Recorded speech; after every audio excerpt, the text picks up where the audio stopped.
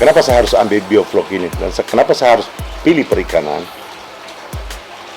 Itu dalam pikiran saya, bahwa istri saya akan berkontribusi untuk memberikan ilmu-ilmu perikanan.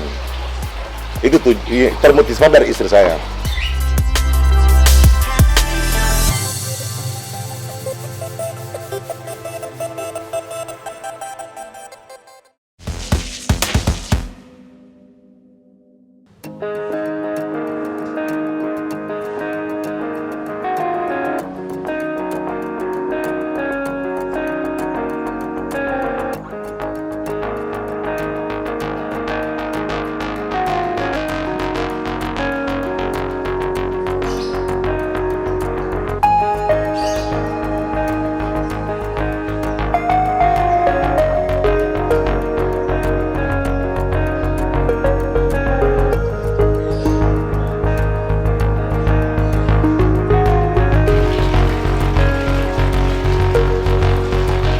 Kami itu tahun 2021 berinovasi untuk membuat bioflok budidaya ikan. Tapi dalam kategori hanya pembibitan, bukan pembesaran. Itu tujuannya untuk semata-mata untuk satu kelompok yang terdiri dari 16 orang. Dan kami berpikir adanya kegiatan ini, budidaya pembibitan ikan ini, akan menambah penghasilan dari warga yang masuk dalam kelompok ini. Itu tujuannya hanya kesejahteraan masyarakat yang ada di seputaran lokasi ini.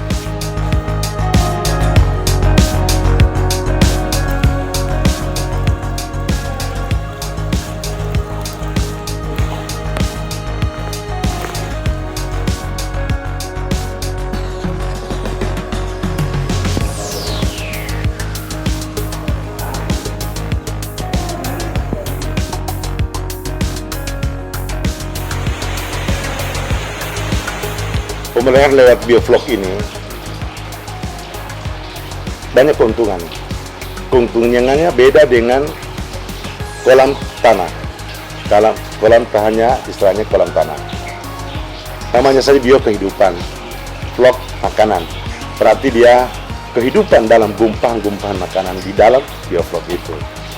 Nah, pertama keuntungan di situ, biaya pakan pasti akan kecil, dan sejumlah besar. Nah, itu pertama. Kedua, keuntungan di bioflok juga itu bisa kita, kalau diameter 3, kita lepas 1000 ekor sampai 1200 ekor. Itu beda dengan kolam tanah. Nah, itu keuntungannya. Baru yang ketiga, keuntungan yang ketiga, dalam rasa tetap jelas beda. Rasa ikan yang hidup di bioflok beda dengan rasa ikan yang hidup di kolam tanah. Kalau hidup di bioflok, ikan itu rasa-rasa manis. Tapi kalau ikan hidup di kolam tanah, itu rasa-rasa anyar, rasa-rasa apa istilahnya, karena mungkin tanah. Berbeda. Ada berapa jenis ikan? Ada 5 jenis plus koil. Yang pertama itu bawal, yang kedua koil, bawal, gurami, nila, mas dengan lele, ditambah dengan ikan hias, koil. Di pasar pendidikan itu berapa lama? Dia kalau pembibitan itu panen. Dia paling itu 3 bulan. 3 bulan sudah panen. Nah, itu dipasarkan kemana, Pak? Kalau pasaran itu memang ada pintu. Kemarin kami saja kewalahan permintaan itu dari Manado, Palu.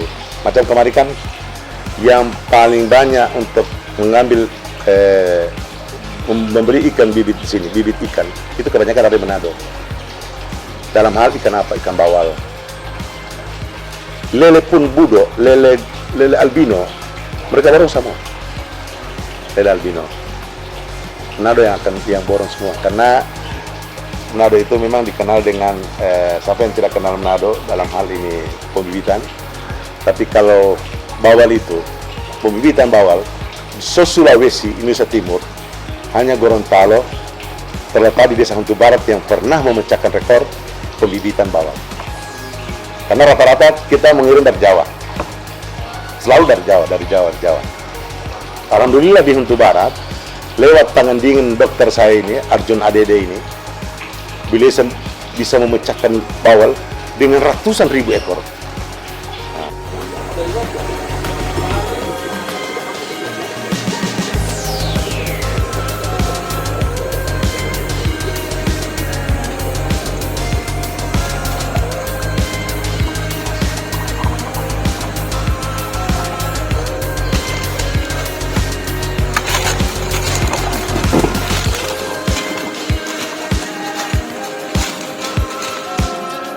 Kalau bicara panen, menghasilkan pendapatan, memang cukup, bukanlah istilahnya cukup, lumayan. Lumayan, istilahnya penghasilannya itu, coba Bapak bayangkan, ikan kalau kita panen 1 kilo 3, 1 kilo ampa, kalau saya bicara 1 kilo ampa, 1 kilo 5 lah, dalam 1000 ekor, bahagi 5, berapa ratus? Nah, kalau kita kalkulasikan 1000 ekor, kita umumnya rumah makan membeli itu 1,5 kilo. 1,5 kilo.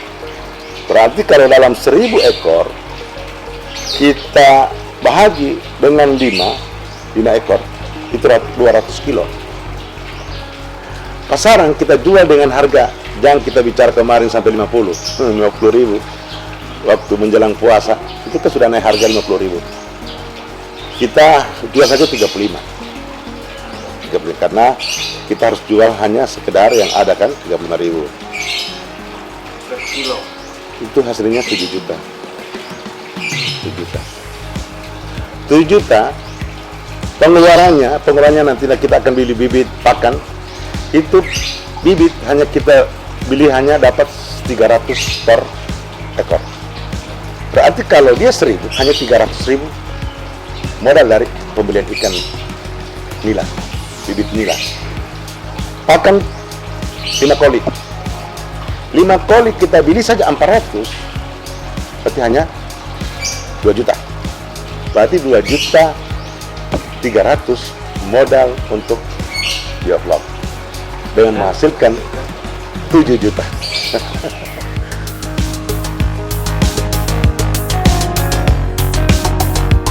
Kalau kita hanya jual bibit itu keluar bibit, waktu dia terjadi dari telur, itu 4 hari sudah.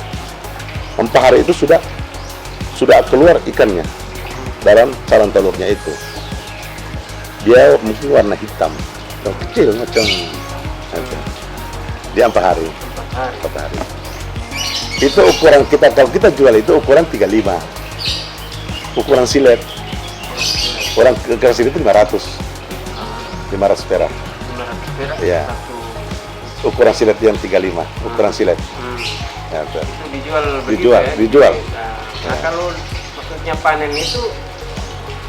itu kalau panen mereka bibit ukuran silet, itu hanya 3 bulan. Ikannya kalau dijual bawal itu agak mahal. Ya ukurannya 5.000 ukuran silet. Tidak mahal ukuran silet, karena ikan bawal itu tergolong ikan batu, ikan tawar. Ikan batunya tawar. Kalau jenis lain pasti nila. Kalau nila itu ukurannya, kalau ukuran silet kemarin kita jual hanya 500. Kalau emas begitu juga 500. Lele ukuran 58 700 sampai 800. Lele mahal ketimbang nila. Ada lagi yang kemarin gurami. Gurami lagi ini ikan langka, ikannya bukan ikan langka, ikan dikatakanlah ikan enak di sini. Tapi kalau kita bandingkan dengan ikan bawal, kalah gurami. Bawal lebih enak. Tapi harganya gurami juga cukup lumayan. Dia ukuran kecil itu, ukuran 35 itu ya 10.000 per ekor.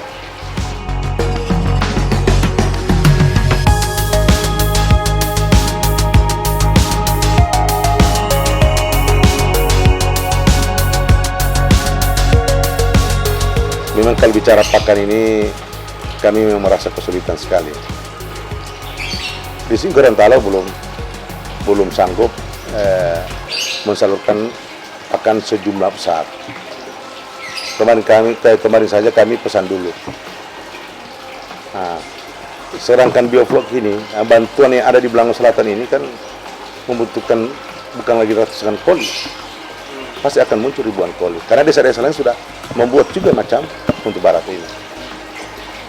Itu kami rencana itu karena harga pakan di sini ya termasuk luar biasa, harganya tinggi ketimbang Makassar. Manado saja sudah naik harganya. Kita hanya mengharapkan pakan dari Makassar karena masih tergolong murah. Tidak ada upaya membuat pakan sendiri. Ya, kami itu memang membuat pakan itu bisa saja, bisa. Tapi kami butuh alat. Kalau macam kemarin kami studi tiru di Pilahayanga, mereka punya mesin, punya alat pembuat pakan. Nah, itu. Dokter saya sanggup membuat pakan, karena boleh tahu. Dan itu mungkin kalau membuat pakan, saya akan turunkan istri saya karena studinya itu pembuatan pakan, penelitian itu pakan. Jadi membutuhkan Alat itu mesin yang istilahnya harganya sekitar 80-an. Makanan alternatif setelah pakan tidak ada, pakailah mie kadaluarsa.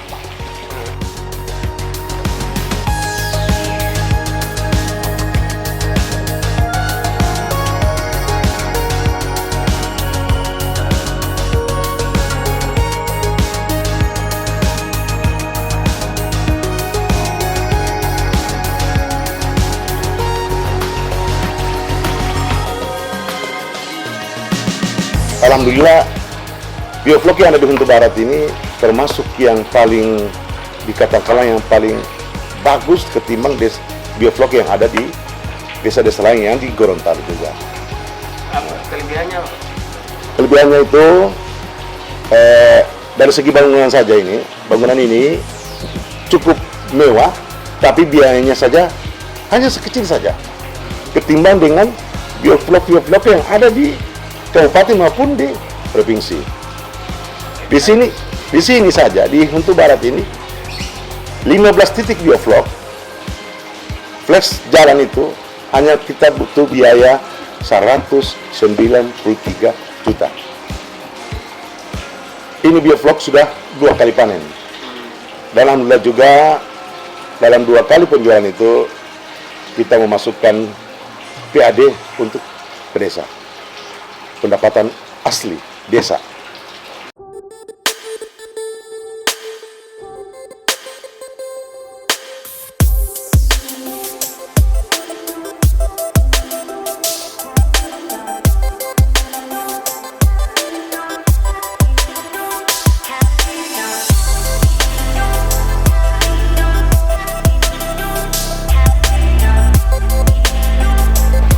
Alhamdulillah, kemarin kami sudah direspon oleh Pak Bupati dan beliau sudah meresmikan tempat ini dan didampingi oleh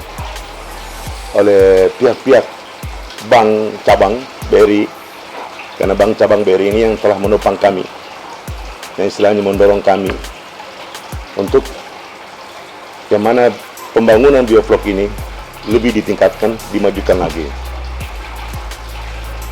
Kemarin kami sudah juga tambah dengan bantuan UMKM lewat masyarakat yang langsung kita bantu ke masyarakat dalam 1 KK itu terbuat, kami berikan 2 titik bioflok dalam ukuran hanya 2 kali diameter 2, tidak sama dengan yang ada sekarang yang di kelompok ini diameter 3.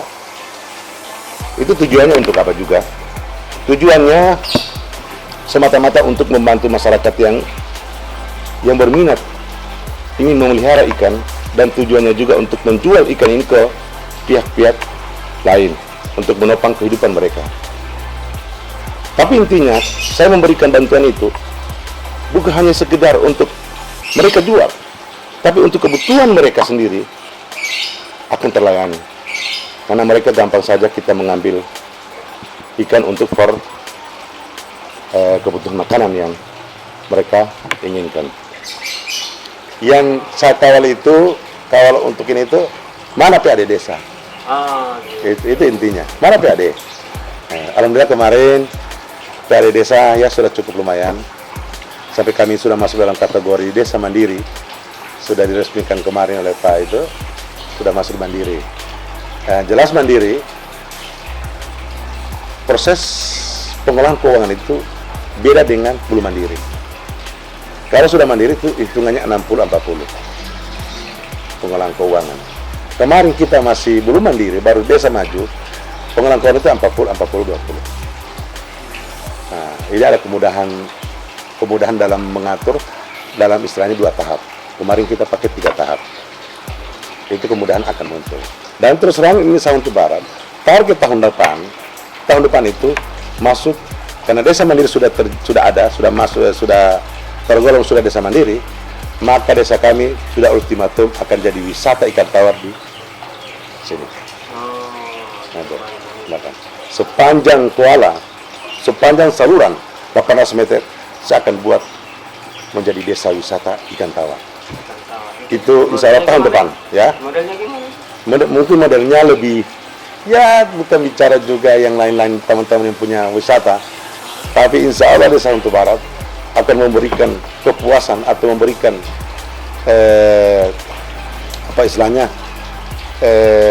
kepuasan untuk datang ke desa, ke wisata ini, wisata ikan tawar.